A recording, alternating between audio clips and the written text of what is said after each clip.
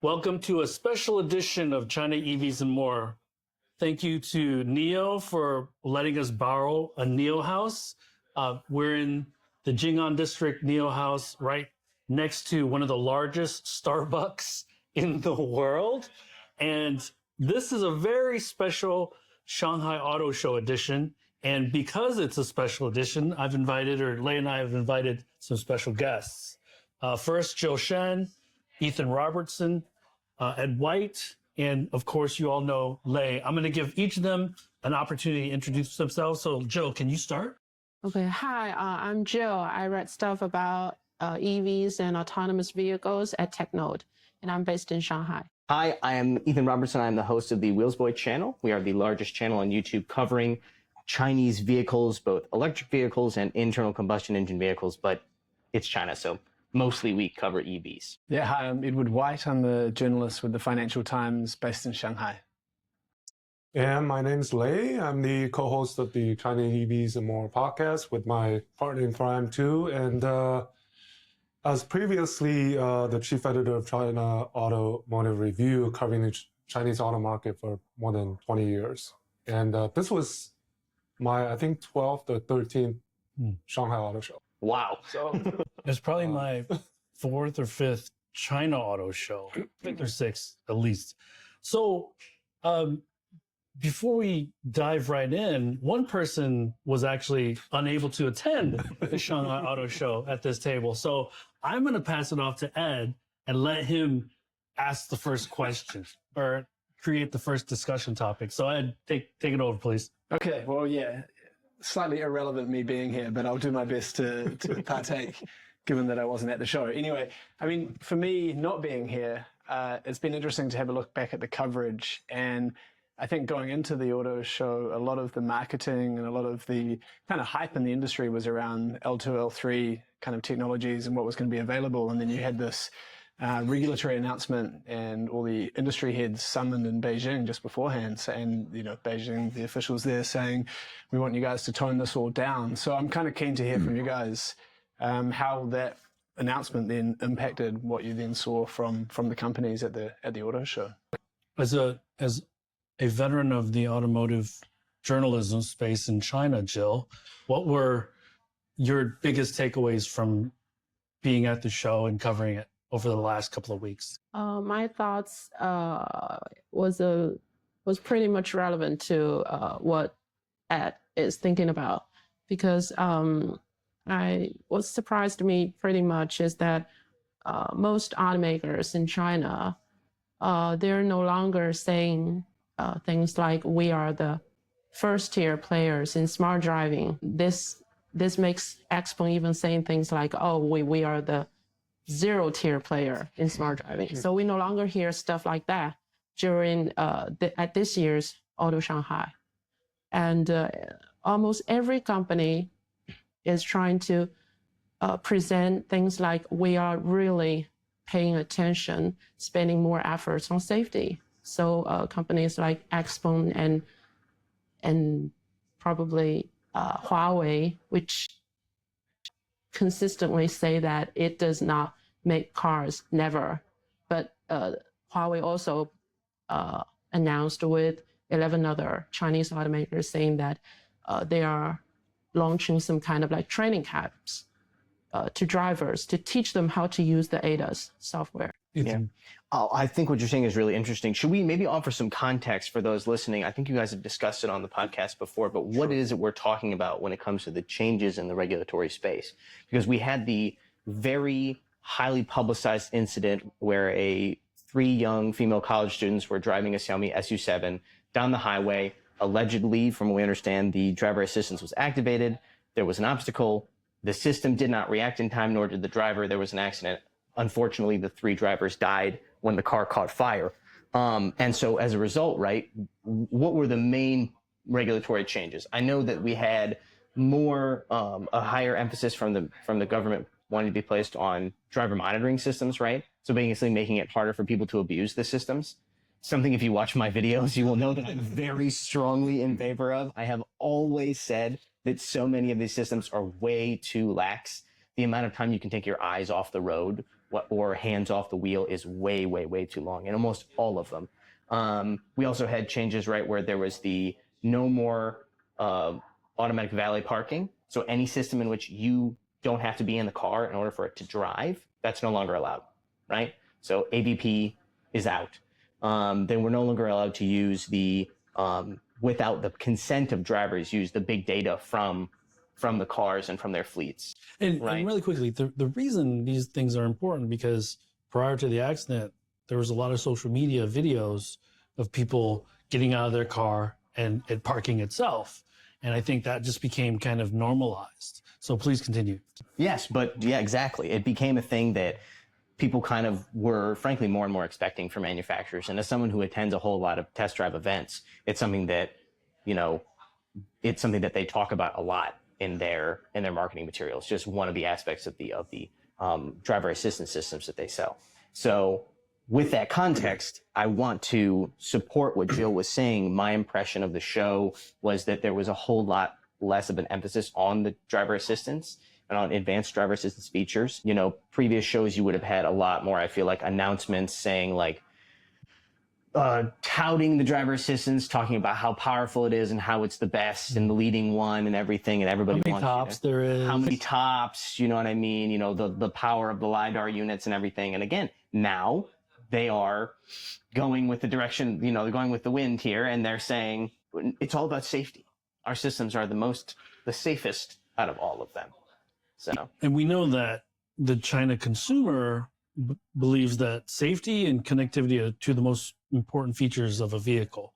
And now the Chinese government is really leaning into the safety part of it because I think from a marketing standpoint, it did get a little bit lax. But Ed, it's got to be pretty dizzying for you to keep up with the number of brands that have launched, you know, intelligent driving.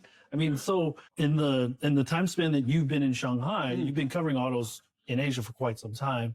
Like, how quickly has this proliferated into one or two players and then into multiples, and how fast has the progression been? Yeah, I mean, my time in Asia, I've been in Taipei in Taiwan and Seoul in South Korea, and then now more recently in Shanghai. And so I've covered a lot of different industries for the FT, not just cars.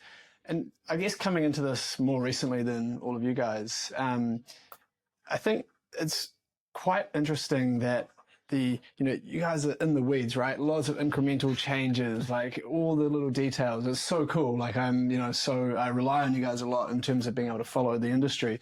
But at a really broad level, what I think is amazing is that, you know, the words like disruption get thrown around a lot. But actually, it's actually quite rare to see an industry in this, you know, in the middle of change like this. You've got, you know, when I started covering China autos a few years ago, you know, would write things like, you know, these companies face, the legacy companies face like an existential crisis. And our editors would go, you know, is that the right word to use? And They thought it was hyperbole. Yeah, exactly. But it turns out that actually this is the right way to think about this industry, that there's a huge amount of change. So in terms of, the number of brands that you're asking about specifically, I mean, I don't know, like, is brand even the right word to use? Is model the right word to use anymore? Like, you know, we're in Neo House now, so look at Envo or something like that. You know, do we think that this is going to be a brand that's going to be around for 50 years? Or is this more going to be something you look back in 10 years and go, well, that was a really cool, successful part of the Neo story for a few years where they really nailed a niche kind of part of the industry that was an opportunity. But maybe it's not a long-lasting brand. I don't know. I'm just like, no criticism of Neo. I'm just saying that maybe some of these words are a little bit more malleable, and that's part of the industry changing. And I want you all to also feel free to ask questions and make comments. Lei, what were your thoughts on the show? I think back to the first question about the kind of the backdrop, safety, and also the announcement of new battery requirements. No explosion, no fire within a 2-hour period, right? I don't know whether that's achievable, but I think two key words I saw was, first of all, safety in all of the press conferences. And second of all, the emphasis on the word assisted, 辅助, assisted, 辅助. I want to emphasize that. And stories of these marketing teams having to reword the press conferences the night before, PowerPoints, just to put the assistant on the PowerPoint. I think that was kind of coming back down to earth this year, as everybody talked about. So that was one huge backdrop in the future of this year's auto show. And then about the brands, I mean, this Neil. There's tons of zombie brands. Yeah. That we probably won't say out loud, but At the same aren't gonna time, really last. this is the 5th year that NIO has participated in the Shanghai Auto Show. And now they're finally a 3-brand group. At the same time, we're seeing the demise of, let's say, companies like Hi-Fi. Although we did see a bunch of WMs on the road yesterday. Well, and they're around. Robo But that's what we're seeing, right? What we're seeing, and none of these, we said this on the show, none of these startups are out of the woods. Kind of going back to your observation, how long are they going to be eliminated? They're being replaced because there's new brands popping up left and right still. So Sure. We saw the first press conference I attended was SAIC Motor, and the president and the president of the business unit of Huawei, they hugged twice. I posted a video about it. And That's so yeah, Richard Yu. And everybody wants to hug they the president of announced Huawei these this days. Shangjie brand, yeah, right? Thank you. That's the 5th or the 4th or the 5th brand out of Huawei ecosystem, right?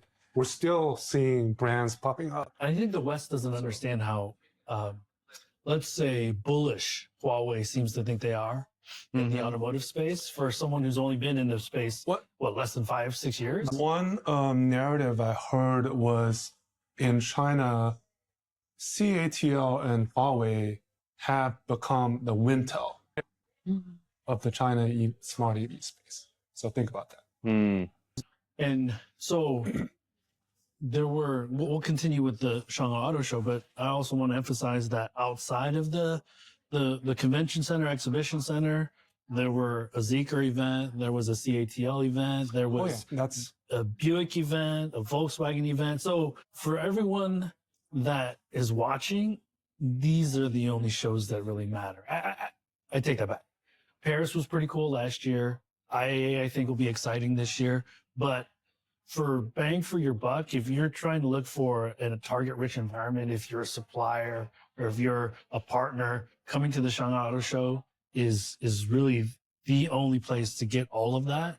And as someone who drives all these different cars, like, what was the most exciting things and what was the most troubling things that you saw? Because you have great relationships with a lot of these brands. Yeah.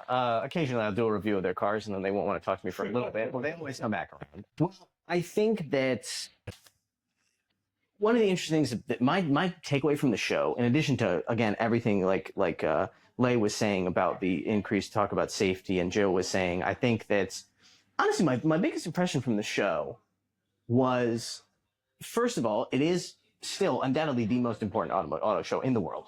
I think bar none, far and away. But at the same time, I think this year was interesting because it wasn't necessarily quite as electrifying as, say, 2023. 2023 was almost a coming out. 2024 is Beijing, obviously. And there was no late June factor. And there was no Lei Jun. So Lei Jun, the CEO, because of the incident that I was discussing earlier, one, he did not show up because I'm sure he knew he would have to answer some very uncomfortable questions, or at least be asked them. And then two, they also chose not to debut the Xiaomi YU7 or U7, the SUV, which is going to be the biggest car of 2025, I think, by far. And the most recent Model Y killer. And the most recent, one of the 6, right? Exactly. And so, but I think that it wasn't quite as electrifying. And the reason for that is, in discussions, I have to give credit to Wilson from China Driven, because this is the discussion he and I had at the show, which is that we feel as though many of these manufacturers have gotten to the point where it's a sign of confidence that they don't necessarily pull out every single last stop at the auto show anymore. It's a big show, do not get me wrong, but some of them feel confident enough that their unique individual events can get the attention that they need, that they don't feel the need to, when everyone's already together at the auto show, put out their biggest stuff. So some brands are choosing to have their, standalone events to launch their newest model, or to launch a new brand or something like that, as opposed to using the show. And I do think it's a sign of maturity for the market. And to your point, there were no major unveils. Most of the vehicles that were on display were already unveiled in past events. Correct. So. Or prior to the show, and there were some very interesting models were in the Neo House. The Envo L90 was interesting. Again, to steal from Will, I think he said it was you buy the trunk and you buy the frunk and you get the rest of the car for free. Basically, the whole press conference was about the giant frunk. The Zeekr 9X, I'm really looking forward to reviewing. That was the Hangzhou Cullinan. Looks small in it. Yes, I will look. Trust me, go watch my video because I stand next to it. I look absolutely adorably small. So for the folks that are wondering, the 9X is a Bentley and a Range Rover had a baby. And the nickname is called the Hangzhou Cullinan. Rolls-Royce Cullinan, yes. And Hangzhou Bay Cullinan. the windows are blacked out, which is a dead giveaway for the interior is not finished. Yeah.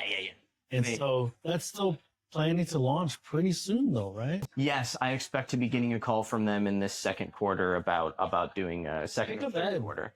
Yeah, check out some of these cars, man. Yes, well, I'll see if I can get them on the list. It's gonna be a sweet car. I can't get used to the grill, but the rest of the car looks. I'm a gauche person. If people who are watching the video know that I like to wear floral shirts and stuff. I'm not subtle, and so I don't mind it. But yes, I can see what it not to everyone's taste. That does remind me of another trend at the show, which is that, and this is something that I think has been building in starting last year, was EREVs and PHEVs, right? There has been this turn from so many brands where they came out and said, we are a pure electric brand. You got Avatar. You have probably some of the Huawei brands as well. Aito, for example. And then all of a sudden, they see Li Auto selling very well. They see the fact that BYD, still a majority of their sales are a great number of their sales are still PHEV models as opposed to pure electrics. 60-40, 55-35. Right? And so they're like, ooh, there's still a really big market for these cars. And so all of a sudden, your Avatar is coming out with extended range versions. Obviously, Aito is doing extended range versions. Yes. Yeah. Xpeng's suddenly like, hey, did you know we do EREVs? No. Xiaomi. Not only are we doing EREVs, but we're building the longest range EREV. Right. And of course, that becomes yet another battleground for them to say, well, our EREV has a combined range of 2,100 kilometers. Well, ours is 2,150. Well, ours is 2,300, which no one will ever use ever. But it creates opportunity for Western markets because those use cases do exist. Yes. In the sense that, yes, I do think that, and this is a whole other discussion. We could have an hour-long discussion about the advantages of EREVs versus pure electric vehicles. Are they a stepping stone? Are they the future? I'm in favor of them. I think that they answer a question that many people they solve a problem that many people, at least especially in the West, have about range anxiety. But to the purists, they're not EVs. Yes. To the neo bros on Twitter that love to talk about how no, Aito doesn't count.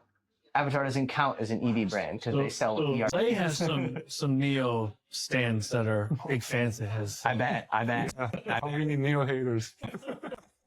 You have, yes, it is. The people of Neo, we should say, are very nice people. Neo, we are fans of the nice people we work with at Neo. We like the cars, but man, do the people that invest in the company bother me.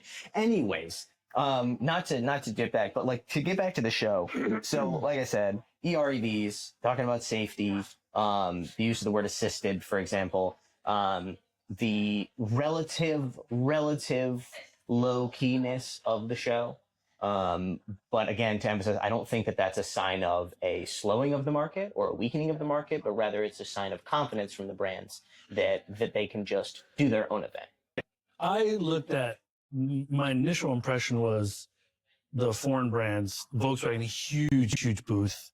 Audi, I was really surprised the E5 had a ton of traffic, and these foreign brands were really selling to the Chinese consumer, just very focused on the Chinese consumer.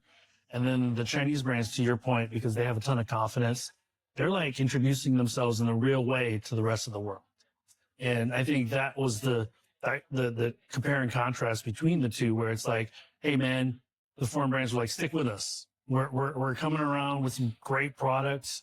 It's going to take another 18 to 20 months. Yeah.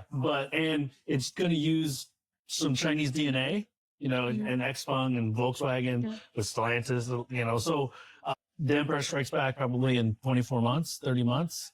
But Jill, what was the biggest surprises for you from the show? Was there any product surprises, any announcement surprises, any disappointments that you had?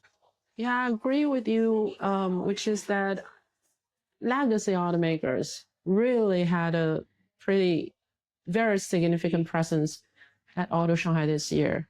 And I believe companies like Toyota, especially those Japanese ones, Toyota and Honda, I think they are doing some pretty good job recently with their new product launches. We saw that BZ3X from Toyota and the N7 from Nissan, which Mazda had a nice. yeah. I think Yeah. Chinese consumers are buying that. And they got a lot of traffic online and a lot of order intake.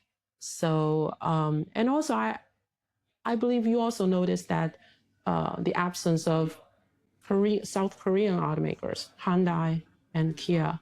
And French. And the French And the ones. British. Yeah. And the high end, with the exception of Bentley. Yeah. Yeah. So I really didn't expect that to come so fast, so immediately, with the absence of these auto brands. Yeah.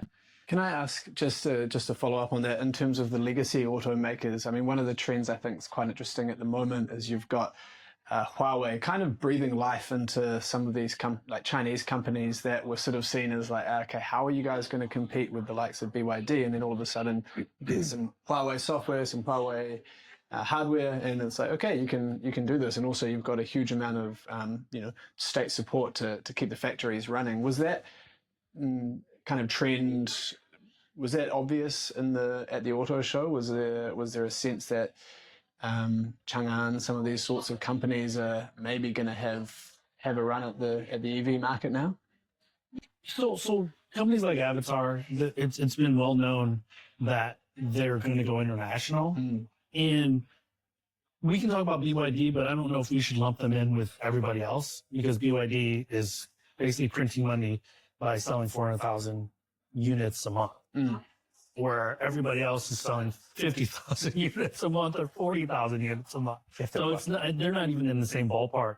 So Huawei is a little bit weird, because one of their biggest brands, ISO, because Soleil and I, we drove from Beijing to Shanghai in an E25, saw a ton of Ito M8s and M9s, and they're in Paris.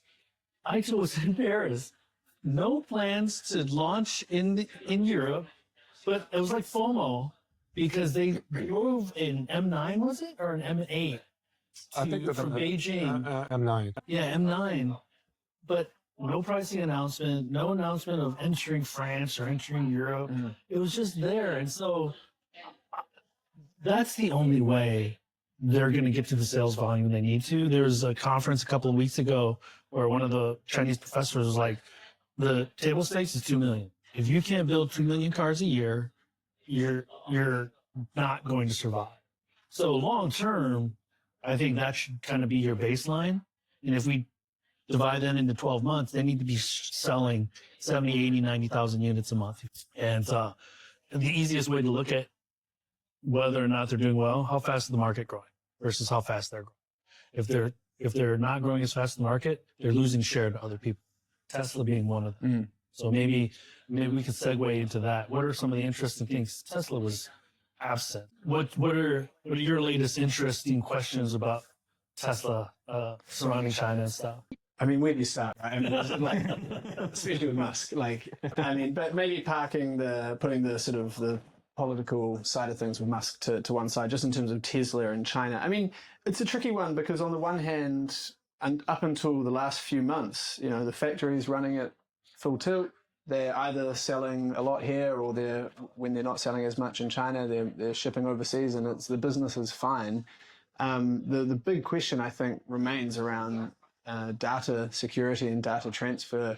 I might be wrong. Like, definitely correct me. I'd love to have more info about this. But my understanding is that to really compete in the future in terms of sort of ADAS functions, moving into driverless functions, you're going to need to be able to train your algorithms. It's easier to do that in one place. It'll be easier for Tesla to do that in the US. Can they have a US company just focused on the US and the rest of the world, and then a China-focused business just here? It doesn't seem to me to be 100% clear whether they're actually happy to have the business units completely separate. And actually, this is something that's now coming up as a question for other companies as well, like Volkswagen with the Made in China strategy. If they're going to have a bigger presence here and the software needs to keep evolving, at some point you have to say, can we compete with the Chinese brands by training our algorithms in China? Is that going to work for us when we're also trying to do the same thing in the same time for the rest of the world? And so I don't know. I mean, that's one area with Tesla, which is like. So just to let the audience know, it's not even FSD in China. They even changed the terminology. Yeah. Because of the And so your point being, they can't move the data outside of China. both ways. Yeah. There's a- And it might not be all the data. It might just be that are you at a disadvantage if you can only get half of what you need overseas? These are the kind of questions that I have. I'm not sure about where exactly that's at. I actually think it's a more basic issue. Okay. Without new product, Tesla's going to be irrelevant in 5 years. Because if the Juniper, have you driven the Juniper? Mm-hmm. Yeah, I mean, like, so. Model 3, I spent a lot of time behind the wheel of the Juniper Model 3. Okay, have you driven the Juniper Model Y yet? Not yet. So maybe Ethan, and maybe this kind of alludes to your question. Can you tell us what improved from the old Model 3 to the Juniper? And then who are the competitors? How many competitors are there? I mean, you might need a half an hour alone. Yeah, the first question is a lot faster to answer. And I would say that the number of, genuine improvements are not that many. There's small design changes. There's interior ergonomic downgrades, There's in my a screen opinion. for the back seat. There's a screen that can make you car sick in the back seat. There's turn signals on the steering wheel that don't work. I would say, put it this way, the strong advantages that the Model 3 had before, it still has, i.e. it is the best driving electric sedan you can get. I've driven all these other Chinese examples. Even the 7X? Even better, wow. Or 007? Yes. Even the Xiaomi SU7, they're great, but they're still not quite there at the level of driving pleasure that you can get from a Model 3. Now, every other aspect, they are at or exceeding that of a Model 3. We're talking about range, we're talking about power and speed, we're talking about the interior infotainment and stuff. I remember I was flabbergasted on the Model 3 that there didn't seem to be like the voice command system. The only person that could control it was the driver, right? And actually there is no what they call a wake up for the Model 3. There's no Nomi. There's no Nomi. Yeah, there's no way in a Chinese electric vehicle you can say, so in case of BYD, it'll be Ni Hao Xiao Bi, right? And then the voice command system's awake, and then you can tell it to do whatever you want.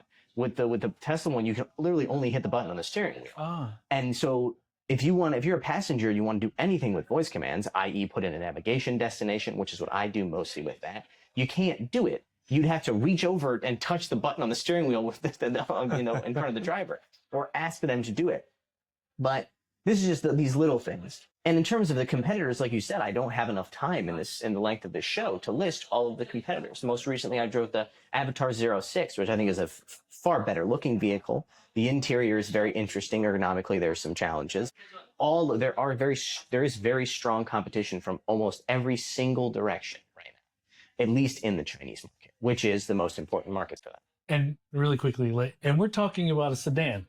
Yes. Like, China is like the US. It's an SUV crossover. And we're talking about a sedan with a half dozen to a dozen competitors. Yeah, for sure. So go ahead, Lei. So here's what's Tesla, even though they did not exhibit ever since the notorious incident 5 years ago or 4 years ago. right before the auto show, they expanded the 3-year zero interest financing on the new Model Y to 5 years. And right now you have to pay $64,000 for the FSD. Look for them to tweak that in the coming months, because lack of new products, the only play they have is through these incentives. And right now, I put my Tesla hat on.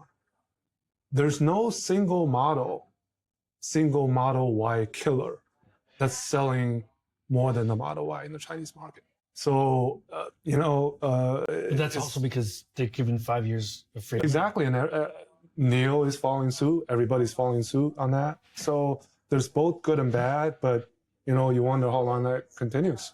So Jill, let me ask you, what do you think the Chinese consumer thinks of the Tesla brand, and how has that evolved over the last 3 or 4 or 5 years? I think what Lei said is really the truth, because I talked to an analyst just like 2 weeks ago, and that guy said he bought a Tesla Model Y in Hong Kong, a second-hand one, and he looked around like,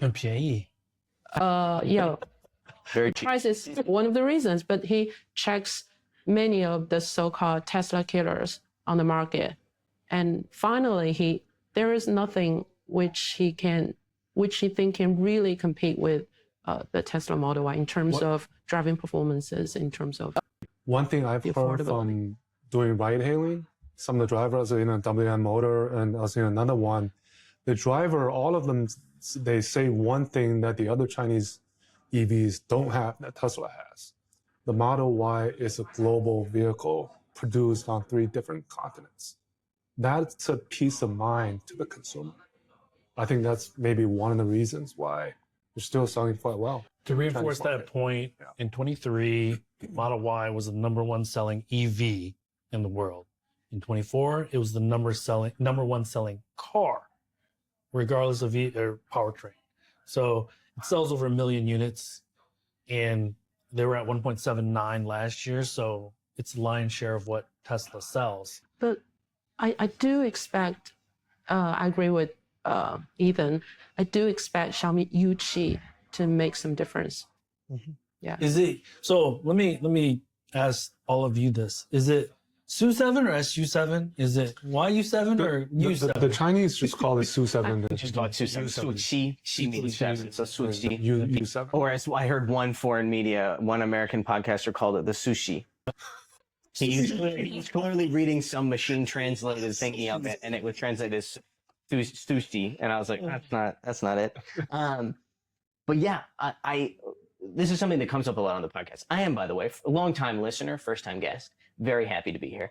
Thank you. Well, there is much discussion about the death of Tesla, and I appreciate this is something that, Lei, you've acknowledged multiple times in the podcast, and you acknowledged right now, which is, as much as I can do reviews and tell people both in China and abroad, hey, look, there's so many of these competitors that are very, very competitive. People are still buying Model Ys out the wazoo, and they're outselling almost everything. So it's one of those things where I do eventually believe that there is going to be something of a reckoning for the fact that Tesla has not updated their product portfolio at the speed that they needed to. Oh, it's going to start in September, October. I suspect. I think that's that could very well be true. But for now, do you know what I mean? It's one of those things where they're still selling very well, and this is the time, frankly, where they need to be putting something out. I mean, just in like really common sense numbers around this, like the factory, it's kind of what I mean. The factory has its output in Shanghai for the Chinese market. They're not importing cars into China. So product range is one thing, but they're already selling most of what they make here. And then they're either in China or they're selling it to someone overseas. So the business is fine. The problem is that from a like basic numbers point of view, is that the Chinese market is growing still, 30% each year. Tesla's market share has gone from, was it 12% to, EV plus PH and ERV, 12% down to 7%. So they're just not growing. They don't, and even new products or even access to FSD or something doesn't really change the fact that they have one factory with a certain number of cars that they produce, whereas BYD and others are just adding new factories. And so as the market grows, Tesla's share naturally decreases while they're still running a really good business. I mean, it's not like rocket science. So the question then becomes, if they succeed in creating some new popular models, plus have a technology offering on the software side that is attractive, what are we then talking about? They're just selling at a higher price here, or does the conversation then start to be like, okay, is there a second factory that starts to come into the conversation? So here's a couple of things, food for thought. I think 3 or 4 years ago, they wanted to be at 2 million units at Shanghai Giga, number one. Number two, that opportunity for first mover to have a Model 2 3 years ago, there's plenty of great cars, and Ethan will tell you this, at $25,000, $30,000 in China. So that huge opportunity has kind of evaporated. And what we're seeing is, if we're at 1.2 million units in Shanghai Giga, and let's say 80% capacity utilization is probably a healthy rate, that means about 950,000 cars are being built in Shanghai Giga. 20 to 30% of those were exported to Europe. That's not happening anymore. So that puts even more pressure on them to sell domestically, or ship them to Japan, ship them to Korea, ship them to Australia, where the markets are much, much smaller. So the street and rich people, Elon made rich people richer. Now he's taking money out of their pocket. That's why you're seeing this pressure for him to become the CEO of Tesla again. Because when it was a $1.3 trillion company, rich people didn't care what he did, right? Because it wasn't about political correctness. It wasn't about this. It was about rich people letting him do what he wanted to do because that was a $1.3 trillion company. I mean, what he's doing in Washington may also have an influence. Yes. And so that's the big part of it, because Europe was the pressure release valve for Shanghai Giga and Berlin Giga, as well as, being able to ship from Shanghai Giga. That was kind of the linchpin opportunity. 50% of production comes from China. And without that flexibility to sell into the market and continue to grow with the market, it just creates a weight on your neck. And if in the street, traditionally, Wall Street, if you're not growing, people start worrying about you. And many analysts that I respect are saying that Tesla's going to shrink again this year, like global sales. So, but yeah, unlikely. Yeah, because right now Tesla it's a small competitive issue in the Chinese market, but a huge geopolitical backlash that caused the sales to drop significantly outside of them. So, right, that's been what's happening. And I think relatively China is shielded, relatively, right? They're in their own bubble, but you still have to face the competition from the Chinese. So I'm gonna throw a curveball. I was at the Beijing event for the BYD that demoed the mega charger. And the megawatt, yeah. Yeah, the drive with the Han L and the Tang L, which are capped at around 300,000 RMB, I think, right? 300-ish. Yeah. So about 45,000 US $250 for dollars. the top spec now, yeah. Yeah.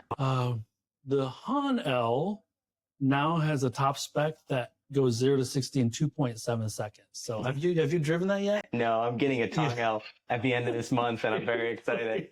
But I don't know what spec it is. We'll see. Let's hope it's the mega powerful one. Either way, I want to try out the megawatt charging. In BYD, I didn't actually go to the presser. You didn't? No, I didn't go to the because they weren't really showing anything. I did see the megawatt charging demo. Yeah. It was like, so Can we talk about the megawatt charging? Yeah, sure. How many guns does it take? How many chargers? One. Okay. You have thoughts on this too? How many did they use a GBT, right? Explain to everybody what a GBT is. This is just the Chinese standard. It caps at 800 amps. How can you do that with one? Right? So there's got to be something going on there, because if you have two charters at once, and they have not mentioned. So I specifically asked on the stand, with the Wheelsbo EV Tour thing that we did, and we can talk about that in a minute, but one of our guests was a person who's actually someone who does research in the charging. Yeah. And so they were talking to me about it, and they were like, it is infeasible technologically that they could do it with one gun if they are using the GBT. Now, the GBT standard outside is 500. China's 800. So you can get 800. So you can charge at 800 kilowatts, which is awesome. But to get to 1,000, you would need to plug in 2 guns. Now, there's nothing wrong with that, but they have not, as far as I recall, they haven't said anything outwardly. Now, I did talk to someone on the stand who was not an engineer, who was very much a PR person. And I said to them, and this is in Chinese, so there's no room for misunderstanding. I said, can you do this with one gun?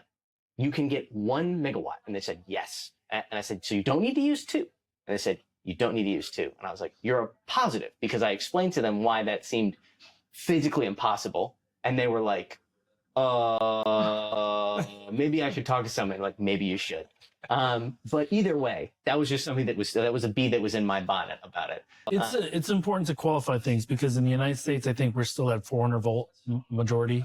Yeah, if they can actually do 800, it would be awesome, right? Well, so the first demo that they showed was 2 plugs. Yeah. And 2 it guns. was getting 700. So it was close to 1,000. And then we went to the mega charger, and it had 1. It was 1. And it was at 1,000 at first, and then it went down. Sure. But it went to 60% in 5 minutes. So I would like to hear some clarification. That's all. So when I get the Tong L later this month, hopefully I can connect with somebody at BYD that can really give me the lowdown on it. So less about BYD, but more about the competition part of China. Within 2 weeks, Zeekr and Huawei, was it? Yep. Yeah. Launched megawatt chargers. Yep. Huawei's is for commercial vehicles as well, I think. But this is the competition, whether it's realistic or not, because megawatt chargers are super expensive. The transformers, you definitely need a battery energy storage system. Also, the fact that we have to establish that the BYD relies on a battery that's there, because you can't draw from the grid like that, realistically. The future where the lights. Because the first wave of megawatt chargers are all going to be BYD dealerships, right? Yes. And so if they actually had to draw from the grid, then all the BYD dealerships' lights would go out the second you plugged it in. And one of the things that I'm not sure about, and maybe this is where Jill and Ed can come in with their articles in the near future, how many cycles? A car battery, electric vehicle battery, is supposed to go 800 to 1,000 cycles, generally speaking, right? Most of them don't warranty for 1,000 cycles or 800 cycles, and it's just back of the envelope math. If the capacity of the battery is 300 miles, blah blah blah, so it should go X number of miles, right? And then that's the number of cycles. Because putting that much electricity through the battery is going to degrade the battery substantially. Yeah. And so does that still guarantee 200, 250 cycles? I guess that's kind of what I want to know. Yeah. And, how are they going to pay for all of these megawatt chargers? Because I was told, at least in the US, the transformer for a megawatt charger is like $200,000. So, but taking a step back, is BYD unstoppable? Okay, if you had to think of things that might trip them up, because right now they're running on all cylinders. They're in over 100 countries. They're probably going to get to 5.5 million units this year. They have 3 brands. That's our goal. Two brands struggling. Fangchongbao and Yangwang kind of struggling, but they get a lot of social media attention because of the what do you call the parking? You mean the spinning? Yeah. Crab walk. The crab walk you're talking about the compass turn? Yeah. So the compass turn is a Denza thing, and then the Yangwang can do the tank turn, where it turns in place.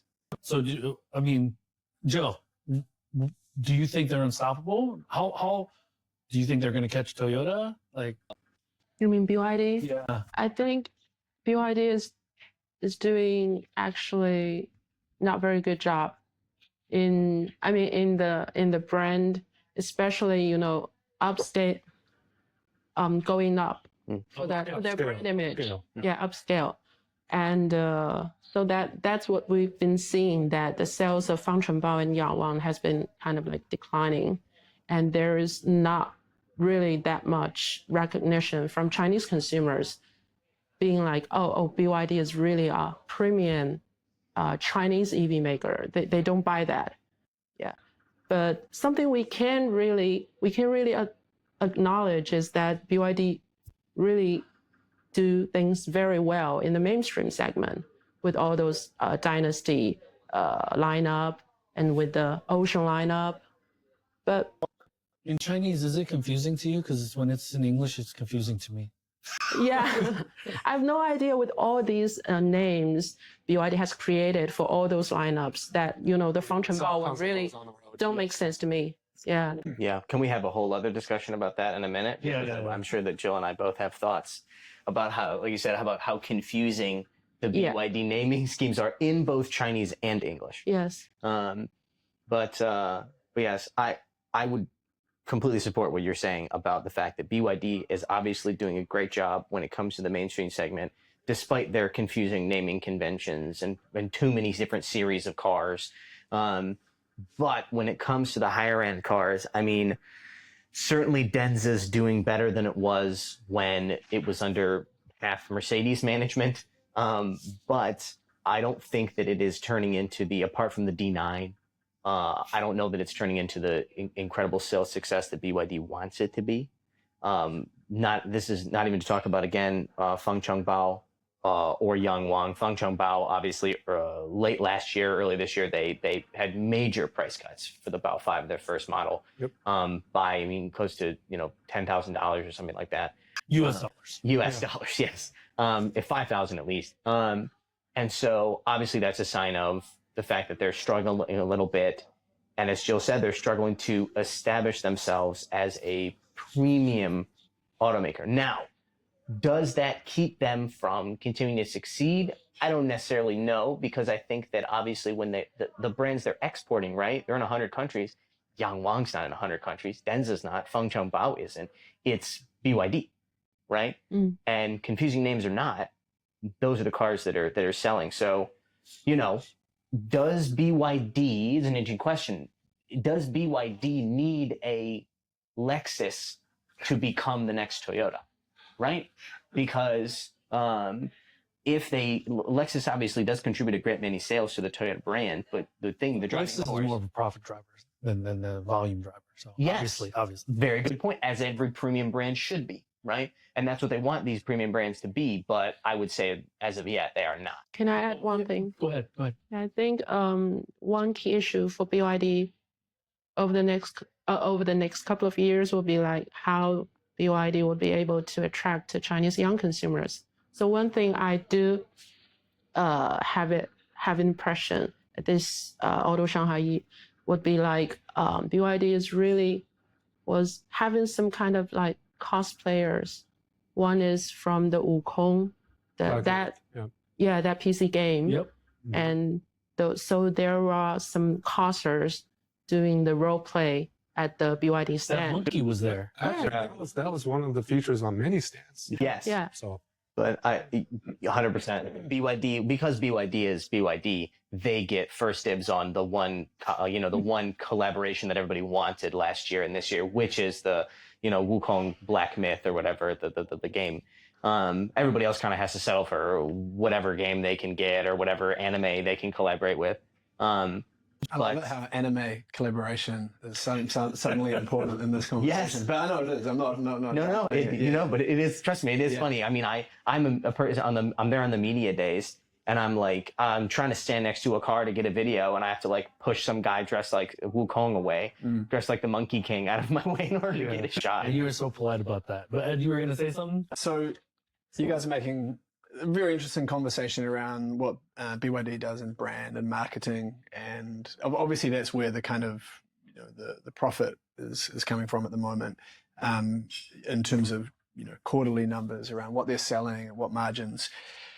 As an outsider to the industry, what I find really interesting around BYD is its kind of history and what it's been able to achieve in terms of, there's very few companies in any industry that has the level of vertical integration that they have, through Wang Chuanfu and his family connections, into lithium mining, also in terms of the success they have as just a nuts and bolts manufacturer. Like if you get into their corporate earnings numbers, what they're able to achieve in terms of yield and things like that, that just gives them these opportunities and to develop, I think, new technologies. The amount of money that they're putting back into research and development, only really CATL and BYD are on the same level in the industry in that space in China. And so that's where you get these like technology leaps. So the blade battery technology, then the super fast charging that we're talking about as well, all comes from that core kind of competency in batteries. To me, what's been interesting in the last few months has been over the last few years, what we talked about as a disadvantage or a weakness of BYD was around the software side. And now they've got God's Eye. So that is kind of solving or, maybe filling that gap. So in terms of whether they can be stopped, I mean, who knows? But they have this set of fundamentals which not that many companies in any industry have.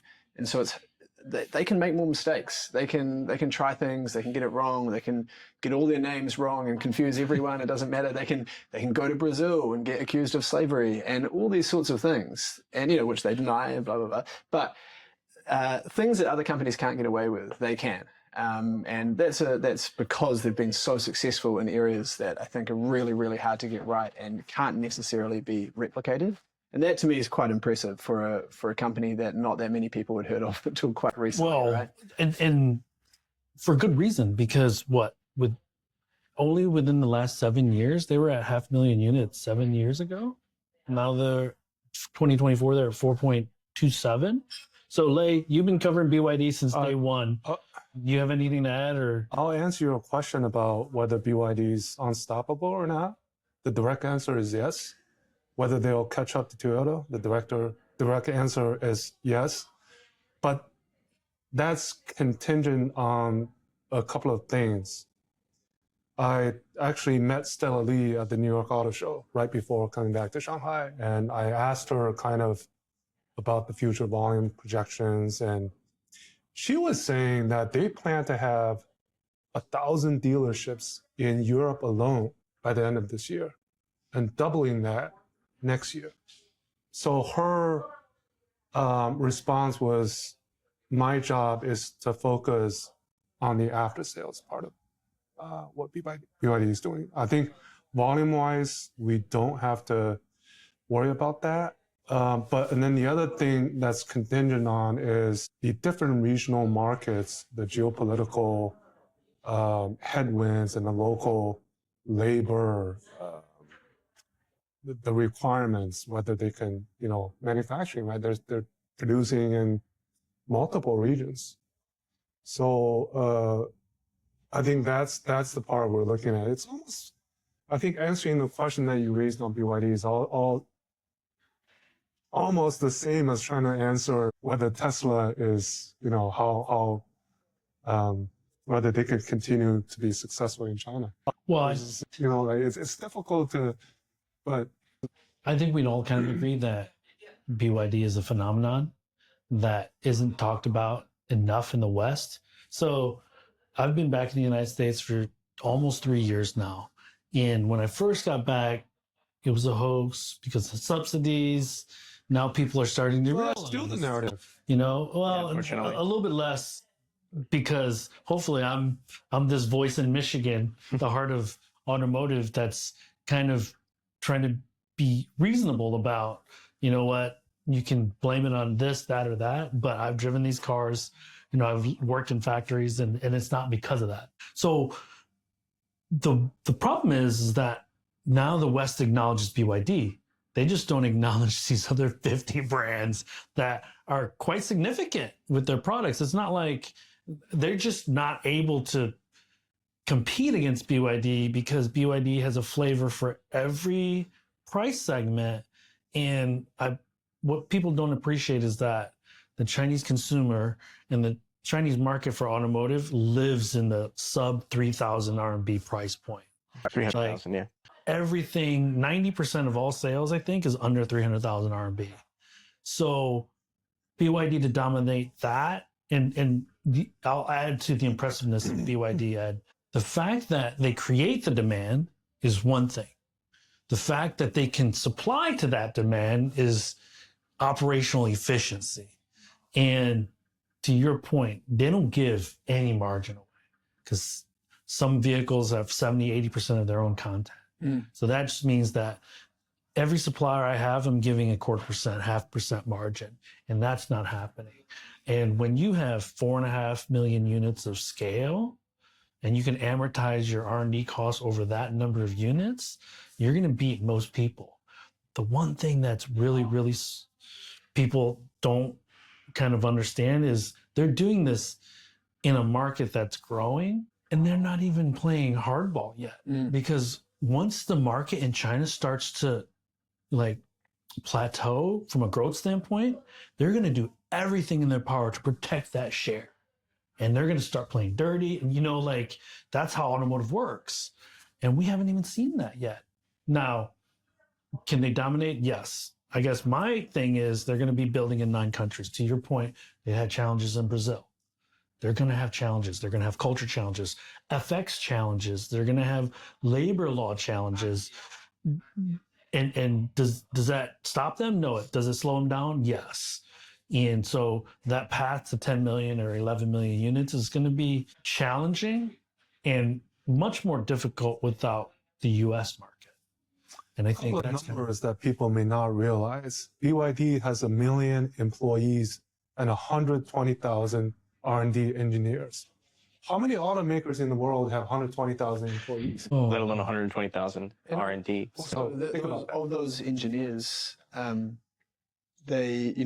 what percentage of those are focused on basically batteries, which is, the lion's share of the cost of the car? I mean, it'd be a sizable majority, right? Yeah, I mean, batteries, integration, charging, chemistry, ADAS, stuff. right? Yeah. These things. And what were you going to say, Joe? Sorry, talking about BYD playing dirty. Have you heard? Yeah. Oh, yeah. Have you heard the news like 3 months ago about BYD asking Chinese suppliers of cutting prices for another That was 10%? Yeah. Yeah. That was- And they're complaining about To me, so I worked in sourcing in automotive, and that's part and parcel of being a supplier. Because remember, OEMs are 3, 4, 5, 10 times the size. And a lot of the times suppliers, they might get 50% of their sales from BYD. And if they don't get sales from BYD, they're not in existence. So they'll cut to the bone just to keep the factories running. And if they ask to cut any further, so their salespeople are trying to diversify out of BYD, but it's impossible because in order to keep those factories running, we got to have BYD as a customer because number one, it's prestigious now. And number two, they keep a lot of the capacity taken care of. But the whole cutting 10% is not a big deal in the automotive standpoint. So I don't know if I would call it not a big deal. It's 10% is huge. oh yeah. But I'm understand saying it's not strange. It's not unusual. do that. Yeah. I don't think so. Yeah. I'm sorry, really quickly, because I have a story specifically. I was taking a flight one time and I ended up sitting next to a gentleman who was from a supplier. This specific supplier, all they did was supply like little hooks, like cargo tie downs and stuff. He was actually a pretty happy guy because he was working with his client was a Nissan here, and he was like, "Oh, they're pretty slow. They don't have that many demands. It's not that bad." And I said, "What about BYD?" That's also probably why they're going out of business. And this is a meaningful anecdote in a few ways. And then I said something about BYD, and he's like, "Oh yeah, well, the turnover for people that we have that are the reps with BYD is incredibly quick." Because they burn out. They burn out because of all the demands that BYD has and the speed with which you need to get back to them and the standards and everything.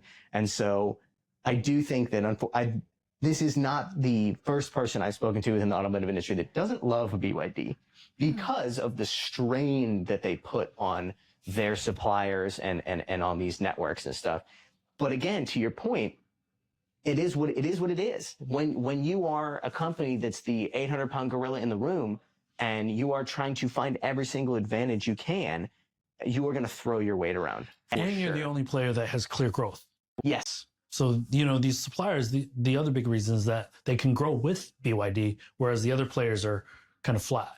But please. Is it nice? No.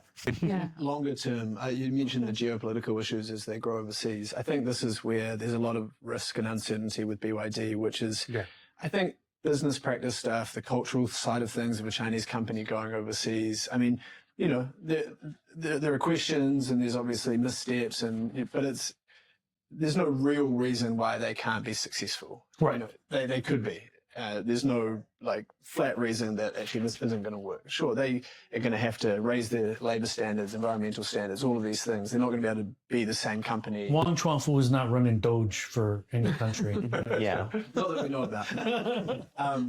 But when it comes to, like, I think the Huawei expansion overseas is probably quite instructive on this, where you have a company, the US decides, actually, we don't like what we're seeing, that the rest of the world is becoming reliant on Chinese-made telcos for critical infrastructure. If that same decision got made around smart cars, BYD's in a lot of trouble. And so then you've got a question around, okay, country, I'm from New Zealand, you know, I was recently in Australia, so I missed the auto show.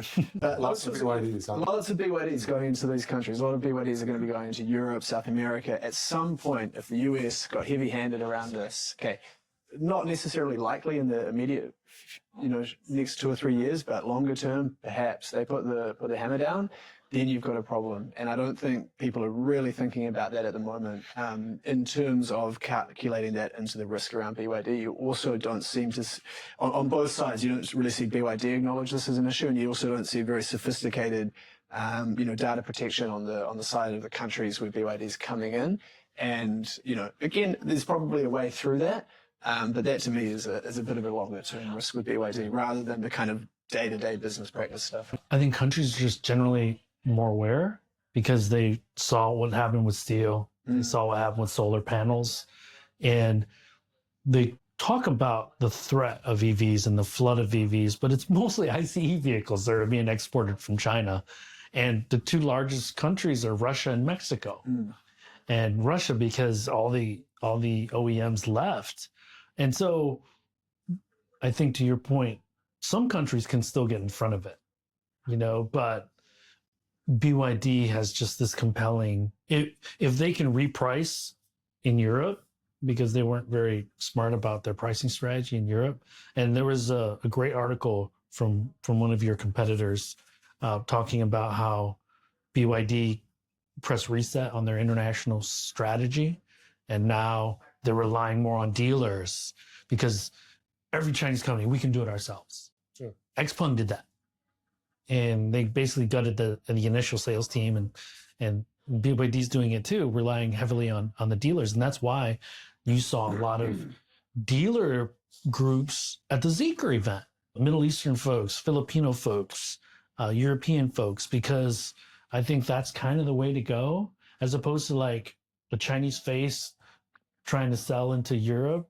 You know, I'm going to have this European guy who understands the market and is familiar with the consumer. Yeah, maybe, but then also, and I think I might be not 100% right about this, but I think in Australia, part of the growth story for BYD has been selling it to expatriate Chinese with like Chinese language advertising and things like that. So it can kind of, sort of what I mean, like BYD can do an international expansion. They can even probably price through the tariff risk, or, you know, if they get pinged on EVs like they have in Europe, just switch to hybrids for a few years. Right. And then, you know, they'll be able to make their way through that. But data security runs into national security. That becomes tricky. Yes, for sure. And Europeans kind of the canary in the coal mine just because the United States is off the table. Yeah. So let's see how they react, because the thumb is on the scale of the German government pushing the EU to accept Chinese imports and also local manufacturing. But the EU needs to step up and create a robust policy around, because they pride themselves on data security and data privacy. So this should be really one of the foremost challenges or issues that need to be tackled. So you're absolutely right.